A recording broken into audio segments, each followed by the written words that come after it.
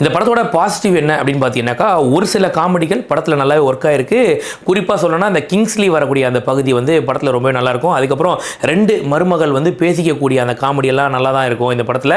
Concept wise ஒரு டிஃப்ரெண்ட்டாக ஒரு நல்லா யோசிச்சிருந்தா கூட இது ஒரு ரீமேக் படம் தான். இருந்தாலும் கூட பார்த்தீங்கன்னா இவங்க இதை கையாண்ட வகையில் கொஞ்சம் நல்லாவே தான் பண்ணியிருக்காங்க. இதெல்லாம் படத்தோட பாசிட்டிவ் அப்படின்னு சொல்லலாம். இப்போ படத்தோட பிரச்சனை என்ன அப்படின்னு பார்த்தீங்கன்னா, படத்தோட லென்த் ஒரு பெரிய பிரச்சனை அப்படின்னு சொல்லலாம். அதாவது ஒரே விஷயமே ரிப்பீட் ஆகிற மாதிரி விஷயம் என்னன்னா, இப்போ அவர் இறந்துட்டாரு, அந்த பிரச்சனையை சால்வ் பண்ணுறேன்னு சொல்லிட்டு படத்தோட ஆரம்ப சீன்லேருந்து கடைசி வரைக்கும் அதையே திரும்ப திரும்ப காமிக்கிற மாதிரி இருந்துச்சு. அடுத்த கட்டத்துக்கு போங்கடா அப்படிங்கிற மாதிரி ஃபீல் ஆச்சு. அது ஒரு பெரிய நெகட்டிவ். ஏன்னா எந்த இடத்துல பார்த்தீங்கன்னா, இப்போ அவர் தாத்தா வந்து அந்த பெருசு வந்து ஒரு காஜி பிடிச்சவர் அப்படின்னு காட்டுறதுக்கு ஒரே ஒரு சீன் தான் வச்சாங்க. ஆனால் அவர் இறந்ததுக்கப்புறம் இதை சரி பண்ணுறேன்னு சொல்லிட்டு ரொம்ப இழுத்துட்டாங்களோ அப்படின்ற மாதிரி தோணுச்சு. கிட்டத்தட்ட 2 மணி நேரத்துக்கு படத்தில் அந்தளவுக்கு ஸ்டஃபே இல்லை. ஒரு 1.5 மணி நேரம் 1.25 மணி நேரத்துலேயே முடிச்சிருக்கலாம்.